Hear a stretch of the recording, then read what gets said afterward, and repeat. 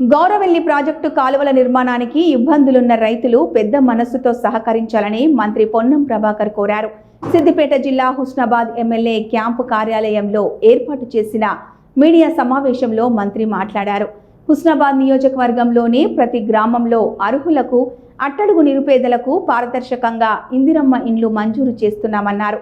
April నుండి నూతన ration కార్డులకు సంబంధించిన పంపిణీ ప్రక్రియ జరుగుతుందన్నారు. నియోజకవర్గంలో ఎక్కడైనా అభివృద్ధికి సంబంధించి ఇబ్బందులు ఉంటే ప్రజలు తన దృష్టికి తీసుకురావాలని సూచించారు.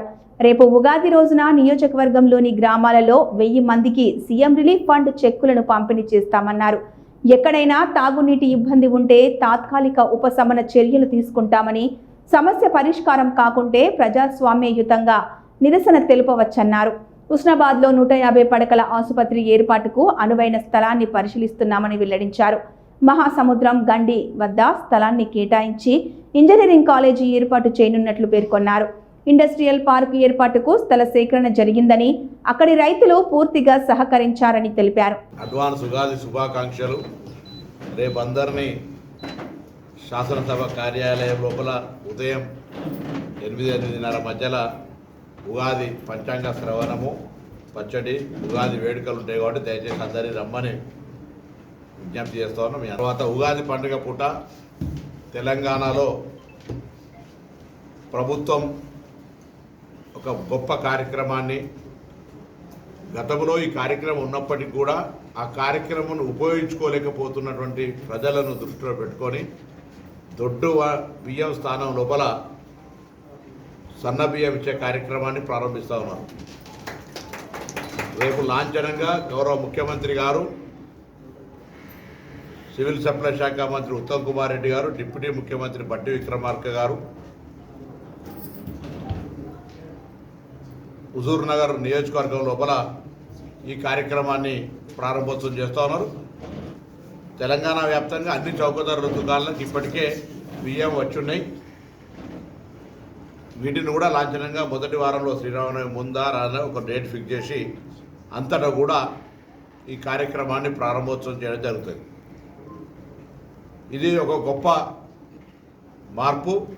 నాకు తెలిసి దేశంలో ఎక్కడ కూడా మాట్లాడుంటారు కానీ అమలు జరగలేదు. హుస్నాబాద్లో కార్డు ఉండి వృత్తిరీత్యా వ్యాపార రీత్యా హైదరాబాద్లో ఉన్నా, హైదరాబాద్లో ఉన్నటువంటి వాళ్ళు వృత్తిరీత్యా వ్యాపార రీత్యా హుస్నాబాద్లో ఉన్నా, ఇక్కడ నుంచి అక్కడికి, అక్కడి నుంచి ఇక్కడికి తీసుకునే విధంగా వాళ్ళకు అవకాశం ఉండేటువంటి విధంగా ఉంది. సో ఇటువంటి అవకాశాన్ని ప్రభుత్వం ఇస్తూ ఒక గొప్ప కార్యక్రమాన్ని రేపు ఉగాది పండుగ పూట విశ్వవసు నామ సంవత్సరం షడ్రుచులతోటి బియ్యం పంపిణీ కార్యక్రమాన్ని ప్రారంభోత్సవం చేయడం జరుగుతుంది.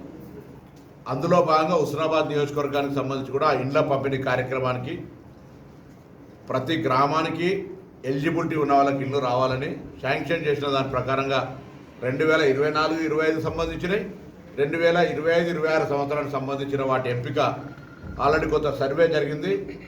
ఎవరి గ్రామానికి ఎలిజిబిలిటీ ప్రకారంగా ఎక్కడా ఎటువంటి ఇబ్బంది లేకుండా పారదర్శకంగా ఎవరైతే కడు నిరుపేదలు 0 నుంచి స్టార్ట్ అయ్యి ఆ ప్రక్రియలు ఇచ్చుకుంటూ పోయే విధంగా ప్రక్రియ జరుగుతుంది. ఇక్కడ 309 పోలింగ్ స్టేషన్లు ఉన్నాయి. 160+ చిన్న చిన్న గ్రామాలకు సంబంధించి ఉన్నాయి. ఉన్న ఇండ్లను ప్రపోర్షనేట్గా జనాభా ప్రాతిపదికన పంచి ప్రతి గ్రామంలో ఏదో ఒక ఊర్లో కట్టి ఈ ఇయ్యము అనేటువంటిది లేకుండా అంతటా వచ్చే విధంగా మేము ఈ పంపిణీ ఏర్పాట్లు చేసే విధంగా ప్రక్రియ తీసుకుంటా ఉన్నాం. రేషన్ కార్డులకు సంబంధించి కూడా ఏప్రిల్ నెలలో రేషన్ కార్డులు గౌరవ సివిల్ సప్లైస్ మంత్రి గారు స్పష్టంగా చెప్తా ఉన్నారు. రేషన్ కార్డులకు సంబంధించిన పంపిణీ ప్రక్రియ కూడా ఇబ్బంది లేకుండా జరుగుతుంది. రైతు భరోసా కార్యక్రమము ఇప్పుడు 4 ఎకరాల కూడా మిగతా వాళ్ళందరికీ కూడా రైతు భరోసా కార్యక్రమం తప్పకుండా ప్రభుత్వం బాధ్యత. రైతు భరోసా కార్యక్రమాన్ని కూడా వేయడం జరుగుతుంది.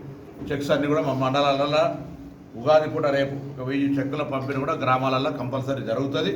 సీఎం రిలీఫ్ ఫండ్కు సంబంధించిన అన్ని ఉగాది పూట చేయమంటున్నాం.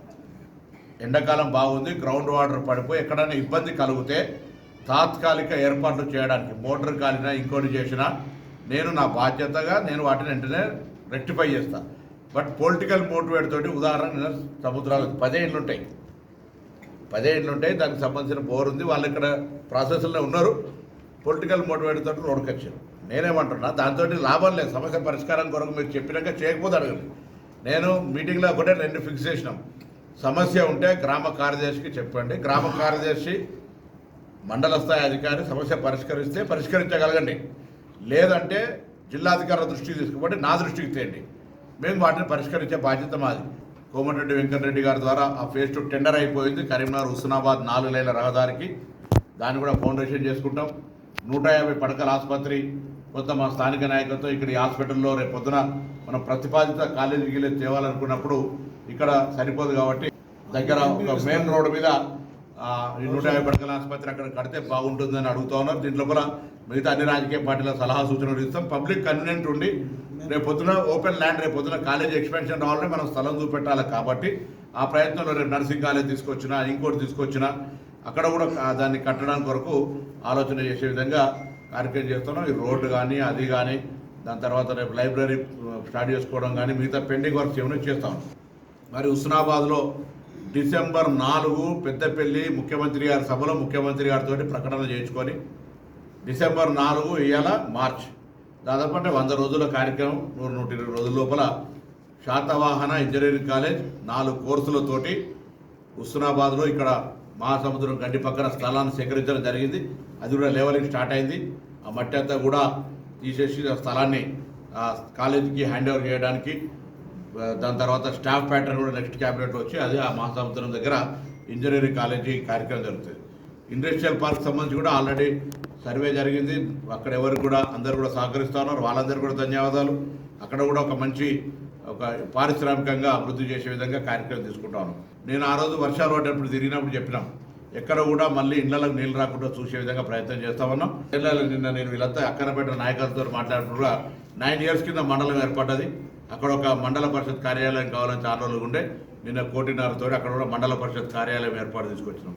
ఒక ఎలకతుర్తి రెవెన్యూ కార్యాలయం కావాలి, ఎలకతుర్తి జంక్షన్ డెవలప్మెంట్ అవుతుంది, హుస్నాబాద్లో కూడా జంక్షన్స్ అని అయితే ఉన్నాయి.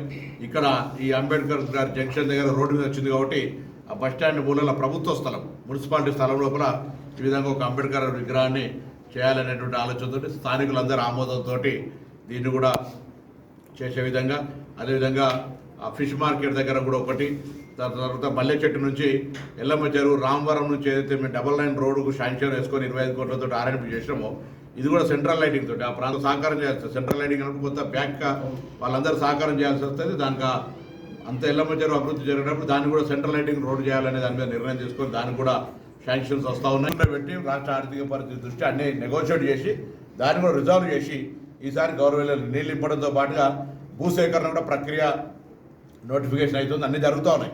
దానికి కొంత అక్కడక్కడ కొద్దిమందికి నష్టం అవుతుండొచ్చు, నేను కాదంటలేను. గతంలో ప్రతిపాదించినటువంటి నేను ఇంజనీర్ కాదు, ఆ కాలువ గీ నుంచి పోవాలి గా నుంచి పోవాలని నేను చెప్పేటోడిని కాదు.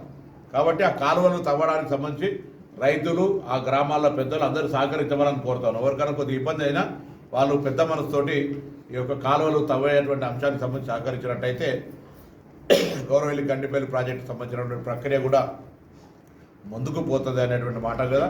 దాన్ని కూడా మరి కార్యక్రమాన్ని ముందుకు తీసుకునే విధంగా ప్రయత్నం చేస్తాం.